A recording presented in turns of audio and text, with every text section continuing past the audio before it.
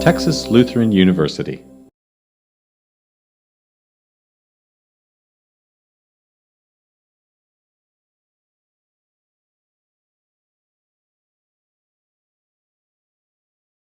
Hi, I'm Ashlie Ford with Texas Lutheran University.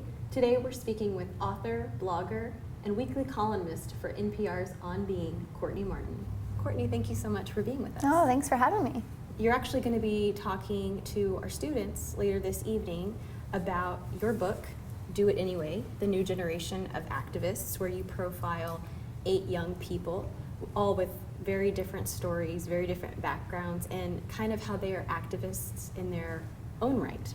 I'd like to just read a little bit from your book about what I think is a wonderful summary of why you wrote the book. You write, "This book is dedicated to abandoning the save the world and American dream rhetoric for a language that is still inspiring but also pragmatic, a language that we can use like a bridge over the chasm between what our parents and our teachers told us about good deeds, about success, and what the real world needs every day." Now, you also talk a lot in the book about people discovering the meaning behind their activism and personalizing it to who they are. Can you elaborate on that? Yeah, I mean, thank you for reading that. It's always so nice to hear something go, wow, I actually like how that sounds. So this book really grew out of my own feeling of helplessness. Mm-hmm. I graduated in 2002 from college, and I sort of was ready to unleash myself on the world and quote unquote save the world, and very quickly felt like my efforts were not being met with success. Mm-hmm. And so the book is really my attempt to investigate the lives of my more resilient peers. It's 8 people under 35 doing US-based work, and to kind of ask them, how do you define success, and to observe them in the environments that they were working in. So what I discovered really was that it wasn't so much that they were finding success, but they were defining it for themselves. And so they were able to, for example, one person I profiled, Raul Diaz, a social worker in East LA, for him success was just rehumanizing a dehumanizing system, which is the prison system. And for others it's about policy, or it's about direct service in domestic violence context or other things, but in all cases people were really defining success on their own terms. And one of the things that struck me when I was reading the book and made me realize that I completely identified, and I think a lot of younger people, millennials, do as well, is there's so many causes to be a part of, or things to be an activist for, climate change, save the whales, feed the hungry. Right. How do you advise somebody who wants to make a difference in this big world that we live in? Well, I think you really hit on one of the main points, which is shifting from thinking about causes and think more about, sort of turn your gaze inward, which sounds counterintuitive because you think isn't this about other people? But the best way you can help other people is by really knowing yourself. There's a theologian, Frederick Broikner, that I love, who said, "Find where your deep gladness meets the world's deep need."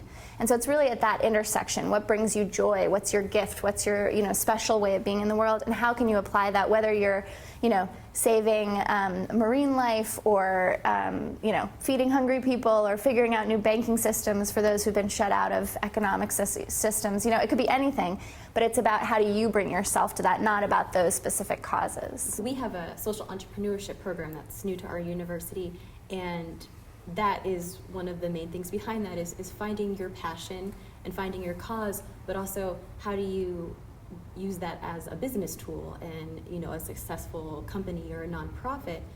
How do you advise people who are interested in social entrepreneurship to follow their path? Well, it's such a cool time to be interested in that path because it's been built up so much more than it was in years past. I mean, there's been an explosion of social entrepreneurship programs, readings, networks. So I think one of the things is just sort of mapping out, what is this world? What is the Echoing Green Fellowship, and what's Ashoka, and kind of figuring out where the opportunities lie.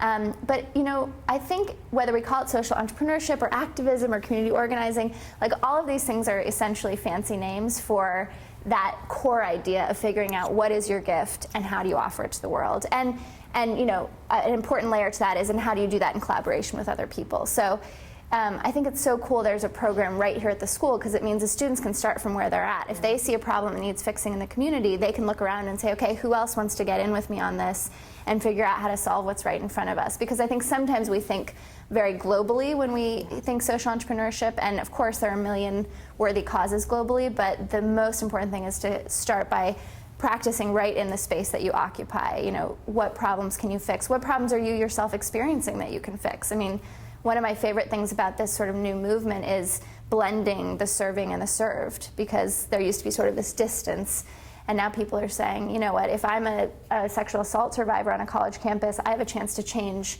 the campus and potentially the larger community by being open about that and by holding people accountable. You're the editor emerita of feministing.com. Mm-hmm. You gave a great definition for feminism, and you said it was the radical idea that men and women are equal. Right. And I loved that. And I wanted to get your take on the word feminist.